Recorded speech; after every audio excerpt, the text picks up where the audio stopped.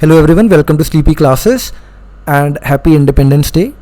Usually big news में हम discuss करते हैं उस दिन या उस वीक का कोई ट्रेंडिंग न्यूज़ टॉपिक या न्यूज़ आर्टिकल, लेकिन आज इंडिपेंडेंस डे के मौके पर हम इंडिपेंडेंस की ब्रीफ हिस्ट्री के ऊपर नज़र डालते हैं। तो हम 1947 ईयर के ऊपर जो सीक्वेंस ऑफ इवेंट्स हुए उनके ऊपर will be taking a look. सबसे पहले हम बात करते हैं ब्रिटिश हाउस ऑफ कॉमन्स से, जहाँ से जो पूरा डिस्कशन है वो स्टार्ट हुआ। So British house of Commons ने ये डिक्लेयर कर दिया इन द ईयर 1947 कि British haves the intention of leaving the Indian सब कॉन्टिनेंट, यानी हम इंडियन सब कॉन्टिनेंट को छोड़कर जाएंगे, ट्रांसफ़र ऑफ पावर कर जाएंगे। ठीक है जी। अब इसकी प्रोग्रेस कैसे होती है?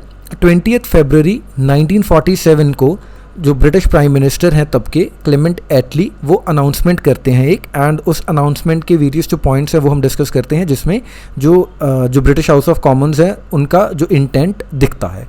तो क्लेमेंट एटली कहते हैं कि हमने 30 जून 1948 एक डेडलाइन रख ली है for the transfer of power, and ये जो ट्रांसफ़र ऑफ पावर है इस डेट को हो जाएगा चाहे जो इंडियन पॉलिटिशियंस हैं उन्होंने किसी कॉन्स्टिट्यूशन के ऊपर अग्री किया हो या ना किया हो। ठीक है जी।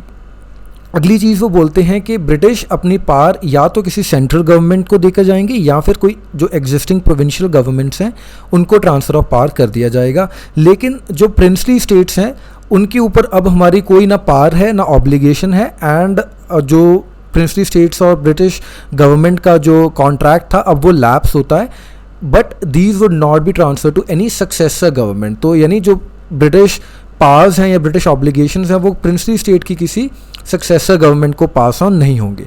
तो इससे क्लियर जो एक इंडिकेशन आती है कि जो प्रिंसली स्टेट्स हैं अब तक उनको इंडिपेंडेंट एग्जिस्टेंस की जो पावर है वो नहीं दे रहा ब्रिटेन। सो अगर आप एनालाइज करें क्लेमेंट एटली की स्टेटमेंट्स को, वो दो चीज़ों पर क्लियर हिंट दे रहे हैं कि पार्टीशन भी हो सकता है और बाल्कनाइजेशन भी हो सकता है, कि अगर आपने कोई सेंट्रल पावर नहीं चूज़ की तो दोनों ही पॉसिबिलिटीज़ काफ़ी ज़्यादा एविडेंट है। एंड ये जो स्टांस है एटली का काफ़ी ज़्यादा अगेंस्ट है to the Cripps mission offer, and I hope आपको 1939 ऑनवर्ड्स वर्ल्ड वॉर 2 स्टार्ट होने से लेकर 1947 तक तो जो वेरियस मेजर इवेंट्स हुए हैं, मान लीजिए इंडिविजुअल सत्याग्रह कब हुआ, किससे पहले हुआ है ना, और कैबिनेट मिशन प्लान कब आया, क्रिप्स मिशन कब आया, तो इन सब के बारे में you need to have a chronological idea कि कब कौन सी चीज़ किससे पहले किससे बाद आ रही है। एंड क्रिप्स मिशन की अगर हम बात करें तो क्रिप्स मिशन में क्लियरली पार्टीशन के अगेंस्ट जो स्टांस लिया हुआ था, लेकिन एटली जी ने बोल दिया कि भाई हम तो बाल्कनाइजेशन और पार्टीशन दोनों ही कर सकते हैं। अब इस पर कांग्रेस का क्या रिएक्शन रहा? कांग्रेस चाहती थी कि जल्दी से जल्दी जो ट्रांसफ़र ऑफ पावर है वो इंडियंस को हो जाए, एंड जो एक डेडलॉक बना हुआ था क्योंकि जिन्ना के साथ जो टॉक्स थी वो किसी भी डायरेक्शन में बढ़ नहीं पा रही थी, तो इसीलिए कांग्रेस काफ़ी अर्जेंटली चाहती थी कि हम ट्रांसफ़र ऑफ पावर अपने हक में करवा लें। एंड इनफैक्ट कांग्रेस ने इस चीज़ को एक्सेप्ट किया कि we are happy with the partition also, आप बस हमें पावर दीजिए, क्योंकि क्या है कि देश में उस टाइम पर हालात बहुत ख़राब हो चुके थे, एंड दंगे, राइट्स और जो very anti social activities they were taking place, तो इसीलिए Congress wanted to put the nation on the right track. ठीक है। अब इसके बाद हम पार्टीशन की भी बात कर लेते हैं। तो पार्टीशन के जो स्टांसेस हैं, अब जो कम्युनल राइट्स एट्सेट्रा वो काफ़ी ज़्यादा बढ़ते जा रहे थे, and specifically in Bengal and Punjab जो मुस्लिम लीग ने जो अपनी मुहिम छेड़ी हुई थी पार्टीशन की, उससे हिंदू और Sikhs in these places they were very much disturbed. तो इनके जो वेरियस हिंदू और सिख्स के जो कम्युनल ग्रुप्स बने इन स्टेट्स में, पंजाब और बंगाल में, तब तो जो प्रोविंसेस ही थी, तो दे वर ऑल्सो फेवरिंग कि पार्टीशन करके हमें लेकिन इंडिया में रख दिया जाए, क्योंकि अगर पाकिस्तान में चले गए तो दे वर स्कैर्ड ऑफ बीइंग माइनॉरिटीज़। ठीक है जी। ओके। अब इसके बाद 10 मार्च 1947 को नेहरू जी कहते हैं कि जो कैबिनेट मिशन प्लान था वो बेस्ट सोल्यूशन था, बट अब अगर हमें कोई इसका ऑल्टरनेटिव अगर निकालना है, क्योंकि कैबिनेट मिशन प्लान के अगेंस्ट मुस्लिम लीग खड़ी थी, तो वो कह रहे थे कि पंजाब और बंगाल का जो पार्टीशन है वो कर दिया जाए।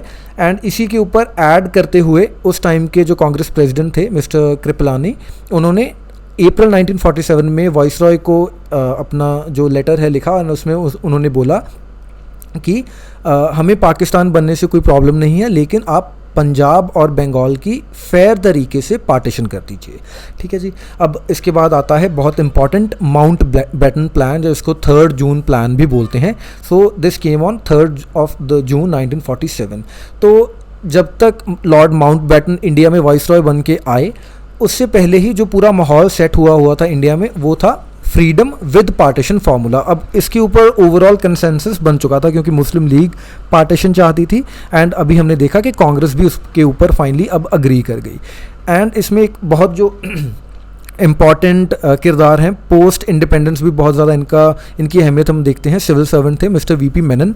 तो उन्होंने सजेस्ट किया ब्रिटेन को कि आप वेट मत कीजिए जब तक कि कोई सेंट्रल बॉडी नहीं बनाता इंडिया, या कोई पॉलिटिकल बॉडी नहीं बनाता, आप इमीडिएट ट्रांसफ़र ऑफ पावर कीजिए एंड डोमिनियन स्टेटस देकर इनको पावर दे दीजिए। तो इसी वजह से जो 2 डोमिनियंस बनते हैं, इंडिया और पाकिस्तान।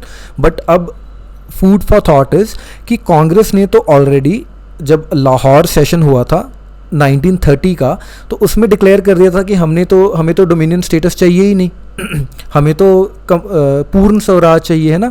तो अब कांग्रेस क्यों अग्री कर गई इस पे, जो आपका डोमिनियन स्टेटस है? इसके पीछे मल्टीपल रीजंस थे। एक तो था कि जो काफ़ी ज़्यादा दंगे वगैरह हो रहे थे, तो इससे जो प्रॉब्लम आ रही थी कि हो सकता है कि जो कम्युनल वायलेंस है वो बहुत ज़्यादा बढ़ जाए, तो that could be a problem. ठीक है, तो इसीलिए कांग्रेस चाहती थी कि एक क्विक और पीसफुल ट्रांसफ़र हो जाए पावर का। दूसरी जो चीज़ थी कि कांग्रेस इस एक्सप्लोजिव सिचुएशन में एक अथॉरिटी की पोजीशन में चाहती थी आना, ताकि वो कंट्रोल कर सके इन सब चीज़ों को। एंड थर्डली, मोस्ट इम्पॉर्टेंट, कि जो ब्यूरोक्रेसी है, मान लीजिए इंडिपेंडेंट इंडिया बनता है, उसके बाद भी लेकिन देश चलाने के लिए तो हमें ऑफिसर्स चाहिए। तो अगर डोमिनियन स्टेटस के तहत ही हम आगे बढ़ते हैं, तो जो ऑलरेडी जो ब्यूरोक्रेसी और आर्मी मेंटेन्ड है, हम उसको वैसे ही कंटिन्यू कर पाएंगे। ठीक है जी। तो अब जो आपके वीपी मेनन थे, उन्होंने बोल दिया कि हमें कोई वेट करने की ज़रूरत नहीं है, कि अग्रीमेंट होना चाहिए on some constituent assembly, and उसके बाद कोई पॉलिटिकल स्ट्रक्चर जो भी बनाए ना बनाए, आप अपना जो ट्रांसफर ऑफ पावर डोमिनियंस को कर चले जाएं। ठीक है। तो अब जो लॉर्ड माउंटबेटन का प्लान है, अब इसमें जो वेरियस प्रोविजंस हैं हम यहाँ पे देख लेते हैं। उन्होंने कहा कि पंजाब और बंगाल की लेजिस्लेटिव असेंबलीज 2 ग्रुप्स में, यानी हिंदूज़ और मुस्लिम्स के ग्रुप में वोट करेंगी फॉर पार्टीशन। ठीक है। उसके बाद हमने देखा कि दोनों ही लेजिस्लेटिव असेंबलीज में फॉर पार्टीशन उन्होंने उसके फेवर में अपना डिसीजन ले लिया। ठीक है। उसके बाद इन केस ऑफ पार्टीशन दोनों ही डोमिनियंस जो हैं 2 कॉन्स्टिट्यूएंट असेंबलीज बनाएंगे अलग अलग। ठीक है। एंड सिंध है, सिंध को अपना डिसीजन लेना है कि उसको क्या करना है, किसके साथ जाना है। रेफरेंडम्स होंगे नॉर्थ वेस्ट फ्रंटियर प्रोविंस में, एंड सैलेत, तब का जो बंगाल था प्रेजेंटली बांग्लादेश में चला गया। ठीक है। एंड जो नॉर्थ वेस्ट फ्रंटियर प्रोविंस है, उन्होंने पाकिस्तान के फेवर में वोट कर दिया। इसके बाद जो प्रिंसली स्टेट्स हैं, उनकी इंडिपेंडेंस की जो प्रोविज़न वो रूल आउट कर दी गई थी। तो या तो उनको इंडिया को ज्वाइन करना था या पाकिस्तान को ज्वाइन करना था। एंड बंगाल की इंडिपेंडेंस भी रूल आउट कर दी गई। हैदराबाद जो पाकिस्तान को असीड करना चाहता था, उसके ऊपर भी रूलिंग आउट का जो डिसीजन आ गया। एंड फाइनली जो डेट तय कर दी गई 15 अगस्त 1947। ठीक है। एंड जो लास्ट इम्पॉर्टेंट चीज़, बाउंड्री कमीशन बिठा दिया गया फॉर पार्टीशन, कि अगर पार्टीशन होगी तो कौन से एरियाज़ पंजाब के इंडिया में रहेंगे, कौन से पाकिस्तान में, एंड कौन से बंगाल के एरियाज़ इंडिया में रहेंगे और कौन से पाकिस्तान में। So this was the whole Mountbatten plan. इसी के तहत हमारी फाइनली इंडिपेंडेंस होती है। एंड इंडिपेंडेंस के बाद इंडियन इंडिपेंडेंस एक्ट जो ब्रिटिश पार्लियामेंट है वो पास करता है। तो ये जो एक्ट है 5 जुलाई, सॉरी नॉट इंडिपेंडेंस के बाद, इनफैक्ट इंडिपेंडेंस से पहले ही 5 जुलाई 1947 को ये एक्ट पास हो जाता है based on the Mountbatten plan. And इस एक्ट की क्या क्या प्रोविजंस हैं, 2 इंडिपेंडेंट डोमिनियंस बनेंगे, दोनों ही डोमिनियंस को गवर्नर जनरल हेड करेंगे। एंड कॉन्स्टिट्यूएंट असेंबली बनाई जाएगी जो लेजिस्लेचर्स की पावर एक्सरसाइज करेगी इन 2 डोमिनियंस की, यानी जो पूरे लॉज हैं देश में क्या कैसे बनेंगे, कैसा कॉन्स्टिट्यूशन बनाना है, वो इस कॉन्स्टिट्यूएंट असेंबली के हाथ में दे दी गई पावर। ठीक है। एंड दोस्तों आपको कमेंट्स में बताना है कि हमारी कॉन्स्टिट्यूएंट असेंबली के प्रेसिडेंट कौन थे। एंड हमारी जो जब constituent assembly as a parliament meet करती थी, यानी जब वो देश के लॉज बना रही थी। कॉन्स्टिट्यूंट असेंबली, आई होप आपको पता होगा कि कॉन्स्टिट्यूंट असेंबली दो काम कर रही थी उस टाइम पे। उस टाइम का प्रोविजनल पार्लियामेंट या उस टाइम का पार्लियामेंट ही बोल लीजिए, उसकी तरह भी एक्ट कर रही थी, यानी जो डे टू डे लॉज हैं वो भी बना रही थी एंड पैरेलली आपका कॉन्स्टिट्यूशन भी लिख रही थी। तो जब तो constituent assembly as a constituent assembly बैठती थी, यानी जब वो कॉन्स्टिट्यूशन लिखने के लिए बैठती थी तो उनके अलग प्रेसिडेंट थे। जब वो आपके लॉज बनाने के लिए बैठती थी तो जब यानी जो पार्लियामेंट की तरह बैठती थी तो तब उसके अलग प्रेसिडेंट थे। तो आपको कमेंट्स में बताना है कि दोनों ही कौन थे, ठीक है। उसके बाद जो एग्जिस्टिंग सेंट्रल लेजिस्लेटिव असेंबली है एंड काउंसिल ऑफ स्टेट्स है, उनको ऑटोमेटिकली डिसॉल्व कर दिया जाएगा। एंड जब तक कि आपका नया कॉन्स्टिट्यूशन नहीं अडॉप्ट करती दोनों गवर्नमेंट्स, किसके तहत काम करेंगी? गवर्नमेंट ऑफ इंडिया एक्ट 1935 के तहत काम करेंगी। सो इसके बाद फाइनली जो इंडिपेंडेंस का कार्य समाप्त हुआ and India became independent on the 15th of August 1947।